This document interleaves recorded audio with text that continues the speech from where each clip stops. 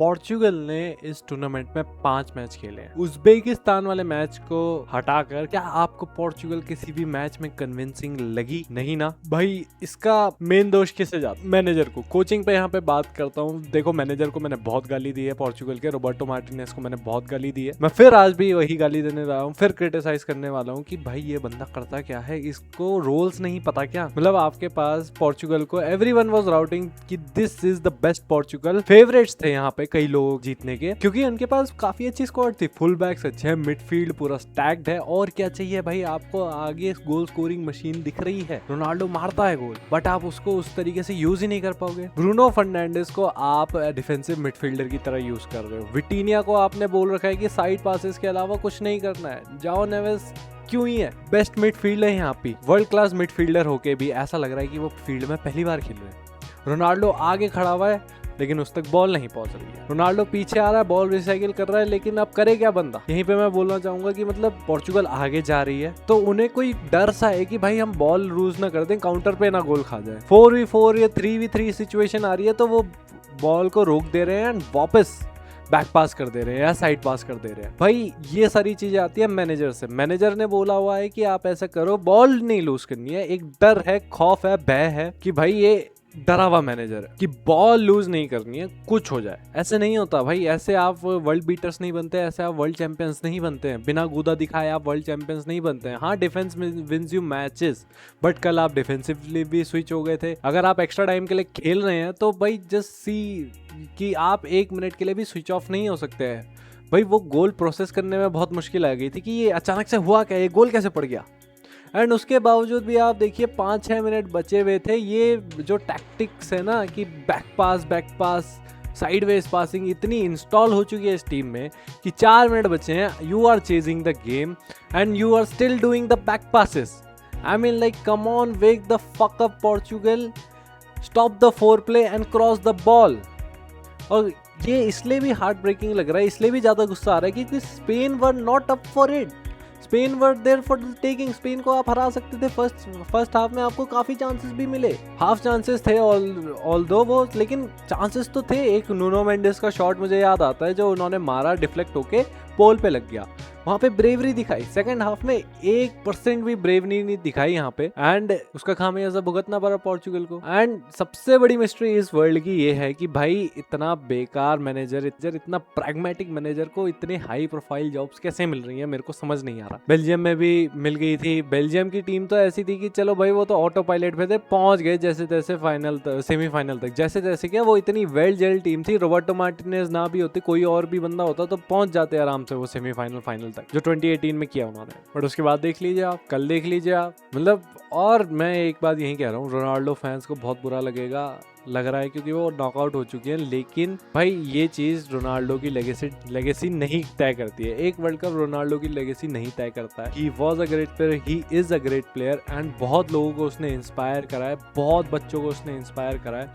Footballing, non footballing, sports से related, non sports से related जिस तरह की वो मेंटेलिटी लाते हैं। हाँ, आपको उनके इंटरव्यूज या उनके जो एटीट्यूड इशू है, ऑफ द पिच इशू है, आपको पसंद नहीं आएंगे, बट जिस तरीके से वो बंदा काम करता है, इतना हार्ड वर्क, इतना डेडिकेशन रखता है अपने गेम के प्रति, अपने स्पोर्ट के प्रति, अपनी फिजिकलनेस के प्रति, तो आप उस चीज़ को बिल्कुल भी डिनाई नहीं कर सकते हैं। एंड ये चीज़ बिल्कुल भी रोनाल्डो की लेगेसी नहीं बताती है। उनके वर्ल्ड कप होना या ना होना, उनकी लेगेसी में कुछ उनकी लेगेसी को डिनाई नहीं करता है। He is a great player. भाई बी हैप्पी कि आपने ऐसा दानव आपने खेलते हुए देखा, प्राइम में खेलते हुए देखा, जो गोल्स मारे जा रहा है इतनी लॉन्जेविटी के साथ। 20-25 साल से क्या इंस्पायरिंग स्टोरी रही है। कहाँ थे वो, कहाँ से कहाँ आ गए। लेकिन स्पेन की अगर मैं बात करूं तो बहुत ही गंदा गेम यहाँ पे स्पेन का। पेड्री बॉल लूज कर रहे हैं भाई मिडफील्ड में, ऐसा कभी मैंने देखा ही नहीं है। Yamal not up for it, sharpness ही नहीं थी वहां पे। ओयारज़बाल का बहुत ही गंदा गेम यहाँ पे। एलेक्स बाइना कुछ करने की कोशिश कर रहे थे, कुछ हो नहीं रहा था। एंड फरान टोरेस, भाई अब आपको उस बंदे को रिस्पेक्ट देनी पड़ेगी, जहां से वो रैंडमली उसने बॉल निकाली है मिकेल मैरिनो के लिए। And Mikel Merino was a super sub दोस्तों, आए वो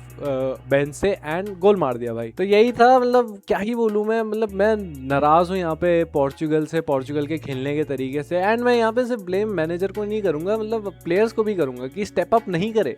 बड़ा मैच था, नूनो मेंडेस के अलावा मुझे नहीं लग रहा था कि कोई प्लेयर यहाँ पे जीतने के लिए खेल रहा है पोर्चुगल के लिए। Heartbreaking for Ronaldo fans, very heartbreaking for Portugal fans, but congratulation to Spain fans.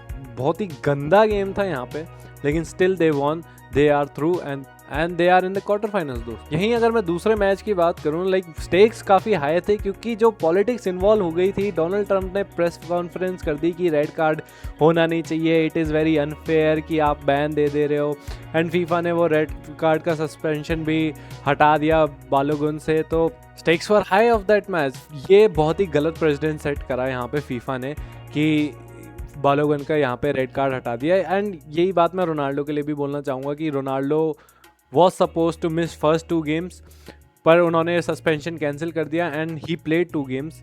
मैं दोनों चीज़ों में बोलूँगा कि भाई ये अनफेयर था दोनों ही चीज़ों में। बट द थिंग इज़ कि यहाँ पे अब बेल्जियम ने ईगो पे ले ली थी चीज़, एंड ईगो पे जब ले लेते हैं ना प्लेयर्स, तब तो फाड़ने के इरादे से आते हैं। वही कल बेल्जियम ने किया। पहली बात तो रूडी गार्सिया ने जो टैक्टिकली आउट क्लास कर दिया है। मतलब आप देखो, डोकू स्टार्ट नहीं कर रहा, लुकाको स्टार्ट नहीं कर रहा, डी ब्रुयना स्टार्ट नहीं कर रहा है, इनके 3 मेन प्लेयर स्टार्ट नहीं कर रहे हैं। जोड़ तोड़ के टीम बना दी है इन्होंने, और वो जो भी प्लेयर स्टेप अप कर रहे हैं वो भी अप टू द मार्क नहीं है। Still they scored 4 goals against USA दोस्तों। मैच एकदम फाड़ा फाड़ी में शुरू हुआ। बेल्जियम ने जो अटैक पे अटैक बनाए हैं दोस्तों, चार्ल्स डी केटलारे ने 2 गोल स्कोर कर दिए, बढ़िया प्लेट में सजा के रख दिया यहाँ पे ट्रोसार्ड ने उनको, एंड 2 गोल बढ़िया स्कोर कर दिए। वहाँ पे यूएसए की भी गलती थी, एंड जो वानाकन आए थे उनाना की जगह, उन्होंने अनफॉर्चुनेटली इंजर्ड हो गए, बट वेनेकन आए थे, उन्होंने भी एक बहुत ही फनी सा गोल मार दिया। मिस्टेक होती है यहाँ पे कीपर के द्वारा, यूएसए के कीपर के द्वारा। वेनेकर को बॉल मिल जाती है, वो शूट कर देते हैं दूर से, टिम रिम वहाँ पे सेव नहीं कर पाते हैं। बहुत ही फनी सा गोल था, आप देखेंगे तो हंसी आ जाएगी। बट क्योंकि यहाँ पे इन्होंने ईगो पे ले लिया था, तो भाई जब ईगो पे ले लेते हैं ना तो ऐसे ही होता है भाई। यहीं पे मैं तारीफ करूँगा मतलब रूडी गार्सिया की, जो बेल्जियम 2018 में सेमीफाइनल तक पहुंची थी ना, उससे बड़ी अचीवमेंट है ये। क्योंकि अगर आप बेल्जियम का एक रन देखोगे, ग्रुप स्टेज में बिल्कुल भी कन्विंसिंग नहीं थे। अगर न्यूजीलैंड के छोड़ो, कोई भी 3rd टियर की टीम होती ना, यूरोपियन 3rd टियर की टीम, बहुत मुश्किल होती। क्या पता ग्रुप स्टेज से ही एग्जिट हो जाते। जैसे तैसे वो ग्रुप स्टेज में क्वालिफाई करे राउंड ऑफ 32 के लिए। राउंड ऑफ 32 में भी सेनेगल से उनका बहुत ही तगड़ा मैच, 85th मिनट तक वो आसपास भी नहीं है, रैंडमली 2 गोल आ जाते हैं 5 मिनट में, एंड वो राउंड ऑफ 16 में पहुंच जाते हैं दोस्तों। एंड यहाँ पे यूएसए को बहुत ही भयंकर तरीके से हरा देते हैं। तो क्योंकि ये गलत प्रेसिडेंट सेट करा था यूएफए ने, मतलब फीफा ने, तो क्या ही बोलूँ मैं, पॉलिटिक्स इन्वॉल्व हो गई थी, एंड ये हो गया था, वो हो गया था, बहुत सारी ऑफ द फील्ड चीज़ें हुई होंगी, उसका हमें कोई अंदाज़ा भी नहीं। तो यही है कि Belgium are going through. And एक रैंडम फैक्ट मुझे पता चला है कि जो भी अभी तक जो भी टीमें जीती है ना, वो राइट साइड में थी। अवे जिसको डेजिग्नेट किया गया था फीफा की तरफ से, वो ही टीम जीती है राउंड ऑफ 16 के मैचेस। खैर आज अर्जेंटीना एज होम आ रही हैं, अवे होम डेजिग्नेशन मिला है अर्जेंटीना को, अवे डेजिग्नेशन यहाँ पे इजिप्ट को मिला है। तो क्या पता आज वो चीज़ टूट सकती है। बट हाँ, यही था आज के मैचेस का लेखा जोखा। आप लोगों की क्या राय है? आप किस तरीके से इंस्पायर होते हैं रोनाल्डो से? Even if you are Cristiano hater, you can love him, you can hate him, but you can't ignore him. वही वाली बात बोलूँगा। एंड आप लोगों की क्या राय है यार, ये बेल्जियम और यूएसए वाला फियास्को जो कंट्रोवर्सी हो गई थी, फालतू की कंट्रोवर्सी। मतलब ये मैच तो ऐसा था कि कोई हिस्ट्री नहीं थी इसकी, एक दिन में ये मैच सेटअप हो गया बड़ा सा कि आज यूएसए को हराना है। ये गलत जो प्रेसिडेंट सेट करा है यहाँ पे फीफा ने, एंड ईगो पे ले ली बात और फाड़ दिया यहाँ पे बेल्जियम ने। आप लोगों की क्या राय है? Do let me know in the comments, and मिलता हूँ मैं आपसे नेक्स्ट वीडियो में। तब तक के लिए स्टे सेफ, जय Hind, good bye. Pozdrawiacie pięknie!